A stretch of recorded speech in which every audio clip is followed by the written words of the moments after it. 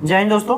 जैसे कि आप लोगों के कई सारे क्वेश्चन थे कि हमें इलाहाबाद यूनिवर्सिटी में जो अम्बेडकर हॉस्टल है उसके रिगार्डिंग कुछ इन्फॉर्मेटिव वीडियोस दीजिए, इन्फॉर्मेटिव क्वेश्चंस आप कवर करिए। तो उसी के मद्देनजर रखते हुए हम अभी इलाहाबाद यूनिवर्सिटी में जो एक एफिलिएटेड हॉस्टल कह सकते हैं कि अम्बेडकर हॉस्टल है, जिसमें इलाहाबाद यूनिवर्सिटी में पढ़ रहे बच्चों को मिलता है और ये यूजी कोर्सेज के स्टूडेंट को मिलता है।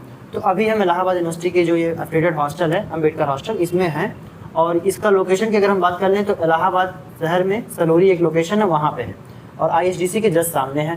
तो अभी हमारे साथ इलाहाबाद के इस हॉस्टल में रह रहे दो स्टूडेंट हैं जिनसे हम बात करेंगे। ये लोग यूजी कैंडिडेट हैं, यूजी के स्टूडेंट हैं। इनसे पहले हम इनका इंट्रो करा देंगे, उसके बाद आपके कुछ क्वेश्चन हम इनसे पूछेंगे जिसका आपको एक अच्छा जवाब और संतुष्टदायक जवाब मिलेगा। तो सबसे पहले हम आपका इंट्रो कराना चाहते हैं। सर, आपका इंट्रो क्या है? नमस्कार सर, मेरा नाम विशाल कुमार है। जी सर। मैं गाजीपुर से रहने वाला हूँ जी। और मैं यहाँ पे BSc थर्ड ईयर का छात्र हूँ। आप यहाँ कब से रह रहे हैं? मैं सर 2 साल हो गए, तीसरा साल चल तीसरा रहा साल है। आपका है। और यहाँ पे मतलब आपका गाजीपुर से है तो कितनी डिस्टेंस पे आपका घर है? 250 किलोमीटर। 250 किलोमीटर। यस।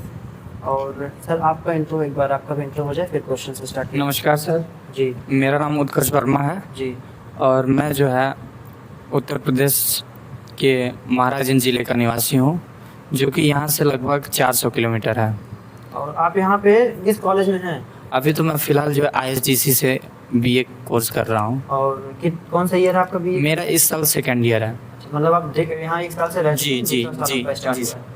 तो आप यहाँ पे अब बात करें कि अलॉटमेंट का क्या प्रोसीजर है, कैसे अलॉटमेंट होता है, क्या प्रोसीजर? यहाँ पे अलॉटमेंट का प्रोसेस पहले क्या है कि पहले ऑफलाइन होता था, लेकिन इन 2 सालों से जो है ये ऑनलाइन प्रोसेस हो गया जी। है। ये समाज कल्याण विभाग के पोर्टल पे जो है जी अब होना स्टार्ट हो गया है। जी आपको वेबसाइट नेम जो है वो बाहर मिल जाएगा। जी बिल्कुल। तो इसमें प्रोसेस ये है कि सबसे पहले इसमें क्राइटेरिया क्या है कि आपको जो है CUT जी होना चाहिए, और दूसरी क्राइटेरिया है कि आपका डिस्टेंस जितना दूर रहेगा वो आपके लिए ज़्यादा प्रेफर करेगा। ठीक है। बाकी नज़दीक लोगों को भी मिल जा रहा है। हाँ, कुछ हाँ, नंबर का भी हाँ। रहता है। तो इसमें क्या है कि इसमें सीट की बात करते हैं तो इसमें 70% जो है SC ST के लिए जो है सीटें अलॉट हैं, 20% OBC के लिए और 10% जनरल के लिए सीटें हैं। जी फिर बात करते हैं हम जो है यहाँ पे प्रोसेस की, तो उसमें जो है अगर बच्चा नवोदय या फिर जो है किसी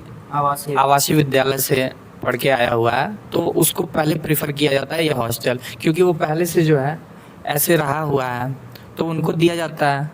अगर फिर बात करें कि मान लीजिए किसी का हाई स्कूल में 70% है हाँ, और 12th में 70% है तो चांस रहेगा उसको मिलने का? चांस UP में भी उसका एडमिशन जो हुआ हाँ। पहले कट ऑफ में हो गया है। चांस तो रहेगा, लेकिन उसमें भी क्या है कि आप किस क्राइटेरिया में आते हैं, SC ST OBC जनरल किस में आते हैं, उसी के हिसाब से सीट निर्धारण के हिसाब से। अगर आपका 70% है और कोई आपसे भी मेधावी छात्र है उसका 80% है तो पहले प्रीफर 80% वाले को किया जाएगा, उसके बाद से जो है। सर से भी कुछ जी जी, धन्यवाद। कि आपका जो यहाँ अलॉटमेंट का प्रोसीजर है, जो सीटें रिजर्व है, उसके रिगार्डिंग आप कुछ बता दीजिए अगर आपको जानकारी हो। सर जो सीटें रिजर्व है वो तो जैसे लोग सबका फॉर्म डाल जाता है जी तो उसमें देखा जाता है कई कैटेगरी। यहाँ पे CUT UG का नंबर देखा जाता है। जी 10th हम लोग का जो ऑफलाइन होता था जी तो 10th और 12th दोनों का मार्कशीट का नंबर देखा जाता था। जी तो उसके बेसिस पे हम लोग का कट ऑफ बनता था और कट ऑफ के बेसिस पे यहाँ पे एडमिशन होता था। अगर सीटें खाली हो जाती हैं जी जी। तो दोबारा से एडमिशन का प्रोसेस फिर से चालू होता था और जो बच्चे अलॉट करवाते थे उनका होता था। सर, अभी आप हमें कुछ देर पहले बता रहे थे कि कैसे अलॉटमेंट का क्या प्रोसीजर है, रिजर्वेशन यहाँ पे कैसे है, उसके रिगार्डिंग आप हमें कुछ बता दें। रिजर्वेशन जैसे कि बताया मैंने कि 70% जो है जी SC ST वालों के लिए, 20% OBC वालों के लिए और 10% जनरल वालों के लिए यहाँ पे सीटें जो है उपलब्ध हैं। बिल्कुल।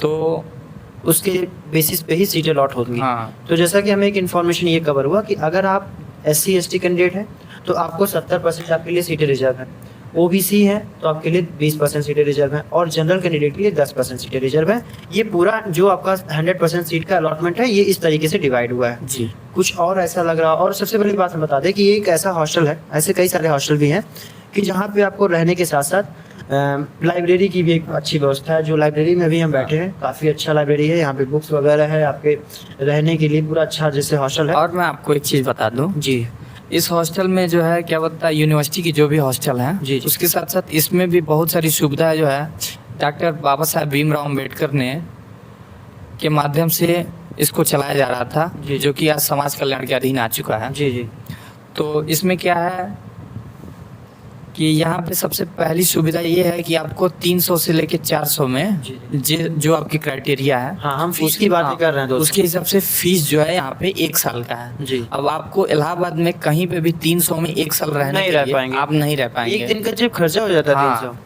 तो आपको यहाँ पे 300 में रहने की सुविधा, साथ में आपको यहाँ पे वाईफाई, हर फ्लोर पे 2 वाईफाई 4 वाईफाई लगे हुए हैं। साथ में आपको 24/7 लाइब्रेरी की सुविधा है। कुछ बुकें भी हैं यहाँ पे, जो आप बुकें इशू करा के पढ़ सकते हैं।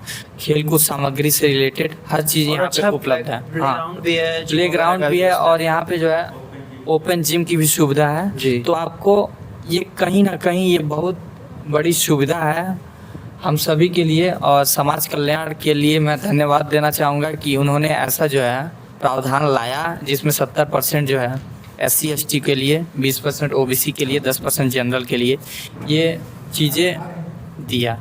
और जो फीसें लग रही होंगी वो फीस रिफंड भी होता होगा स्कॉलरशिप वैसे पे। हाँ हाँ हाँ, मेस की व्यवस्था है क्या है? मेस की व्यवस्था थी, लेकिन अभी फिलहाल कुछ दिनों से बंद चल रही है, वो भी जल्द ही चालू होने वाली है। तो जैसा कि पता चला कि यहाँ पे जो फीस है वो आपका 300 से 400 के बीच में है, उससे ज़्यादा फीस नहीं लगना है। वो भी जो आपका फीस लग रहा है वो रिफंड हो जाता है स्कॉलरशिप बेसिस पे, ठीक है।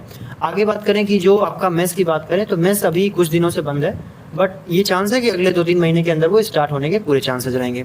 अगर इसके रिगार्डिंग कोई और भी क्वेश्चन हो जो हमें ना पूछ पाए हो तो आप लोग बता सकते हैं। अब ये हमारे सीनियर सर बताएं। कुछ ऐसा लग रहा हो जो हम भूले हों? नहीं सर, बात ये है कि जो छात्रावास ये है जी जी ज़्यादातर SC/ST के लिए है। जी जी और जो लड़के यहाँ पे मतलब ST/SC कैटेगरी के, उनको सूचना मिल नहीं पाती है जी कि यहाँ पे आके रजिस्ट्रेशन मतलब रह कराएं सकते और हैं, रहें। बिल्कुल बिल्कुल। क्योंकि मैं खुद जब ऑनलाइन ही आपके तरह कोई बनाया था वीडियो, तो मैं यूट्यूब के माध्यम से यहाँ पे आया और मैं कराया, तो फिर मेरे को पता चला कि यहाँ पे तो जो मेधावी छात्र हैं, साथ ही साथ जो पढ़ने में सक्षम पर पैसे अच्छे से नहीं आ रह पाते, सकते हैं यहाँ पे। हाँ, तो यहाँ पे 300 रुपये मात्र लगता है पूरे 1 साल का। अफोर्डेबल है, कोई हाँ, दिक्कत नहीं। तो यहाँ पे अच्छी तरीके से रह के अपनी पढ़ाई को कर सकते हैं। और साथ ही साथ ये जो हॉस्टल जी। है यहाँ पे, जो इलाहाबाद में UG के लिए जो यहाँ पे एडमिशन कराता है, जी। चाहे किसी भी कोर्स में कराए, तो उसको ये अलॉट होगा। जब तक उसका UG का कोर्स कंप्लीट नहीं हो जाता है तब तक वो तब तक वो यहाँ रह सकता है। और कुछ तो नहीं छूटा अभी?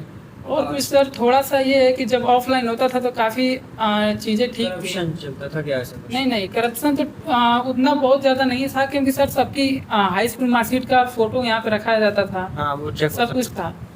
और उस पे बेसिस पे जो जिसका ज़्यादा नंबर था उसको मिलता था।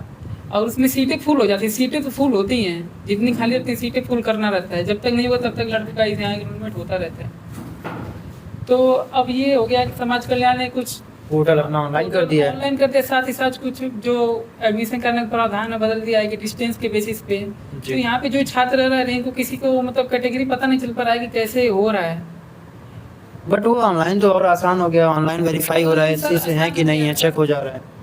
जबकि ऑफलाइन में चांसेस ज़्यादा थे कि करप्शन हो सकता था, किसी का भी बैकग्राउंड से। आप मान लीजिए मेरा एडमिशन हो गया हॉस्टल में, मैं ऐसी नहीं हूँ, मेरा हो गया, आप कैसे जाके वहाँ चेक कर लेंगे? सबके पास तो नहीं ऑप्शन है। लेकिन इस जो ऑनलाइन प्रोसेस हुआ है, तो ऑनलाइन में वही पता कर सकता है, वही उस सोर्स लगा सकता है जिसका उतना लंबा जुगाड़ हुआ, क्योंकि ये पूरा फॉर्मेट हो रहा है लखनऊ से, यहाँ से तो कुछ हो नहीं रहा ऑनलाइन का, तो वहाँ तक सबका संपर्क हो नहीं पाएगा। तो ज़्यादा चांसेस है कि एक तरीके से सबको पार्शियलिटी हो, किसी के साथ कोई डिस्क्रिमिनेशन नहीं होगा, मुझे जहाँ तक तो लगता है। इसमें कुछ जो बच्चे आए जी, हैं जी। जिनका 50 या 55, हाँ, कुछ होता है, कुछ उनके साथ ऐसा हुआ होगा, हो सकता है उनका संपर्क हो या कुछ भी हो सकता है उसके और रिगार्डिंग। साथ ही साथ उनका डिस्टेंस भी कम है, अच्छा अच्छा, उनको भी यहाँ पे अलॉट हो जाए। पर हमारी पहचान के 2-3 लोग थे जिनका ज्यादा था, दूरी भी ज्यादा थी, नहीं आ पाया। नहीं पाया। तो ये थोड़ा समाज कल्याण को ध्यान देना चाहिए कि जो बेसिस है इस पे उस पे सही तरीके से सही फैमिली। तरीके से एडमिशन लिया जाए। तो जैसा कि दोस्तों, हाँ बता दीजिए कुछ और छूटा होगा।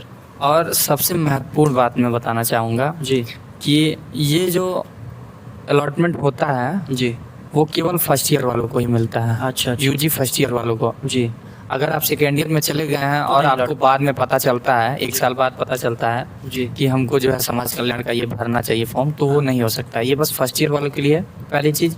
और दूसरी चीज़, अगर आप फेल होते हैं तो आपको वहीं से ये चीज़ रद्द कर दी जाएंगी। अच्छा अच्छा, आपको वो सुविधा है, ये नहीं कि आप अगर फेल हो गए तो फिर आप जो है यहाँ पे पढ़िए, फिर से आपका वो नए प्रोसेस से चलेगा। फिर नए प्रोसेस हो जाएगा, फिर आपको यहाँ से निकाल दिया जाएगा। ठीक है, यही चीज़ है। आप लोग का बहुत बहुत धन्यवाद चैनल पे जुड़ने के लिए धन्यवाद और सर। इतनी इन्फॉर्मेटिव वीडियोस में मदद करने के लिए। तो जैसा कि हमने बताया पूरे वीडियो में हमको जानकारी मिली कि यहाँ का जो फीस है वो 300 से 400 है। साथ ही साथ यहाँ का जो लोकेशन है वो हमने सलोली बता ही दिया पहले से, ISDC कॉलेज के जस्ट बगल में है। और मेस की व्यवस्था जो अभी नहीं है, कुछ दिनों से स्थगित है, 2-3 महीने के अंदर वो स्टार्ट होने के पूरे आसार हैं। और इसके जो फॉर्म फिलिंग है वो आपको ऑनलाइन फिल करना है, उसका हम अपने डिस्क्रिप्शन में लिंक ऐड कर देंगे। कोई भी उसके रिगार्डिंग कन्फ्यूजन हो रहा है, कुछ भी पूछना है, आप हमें मैसेज करके, व्हाट्सएप कॉल करके, कुछ भी जिस तरीके से आपको मदद मिलने की चांसेस हैं वो आप कर सकते हैं, ठीक है। तो इसी के साथ हम वीडियो के एंड करते हैं। आगे कोई भी क्वेश्चन होगा फिर हम दोबारा कभी यहाँ पे आके कवर करेंगे। तो ठीक है, थैंक यू, जय हिंद। जय हिंद सर, थैंक यू।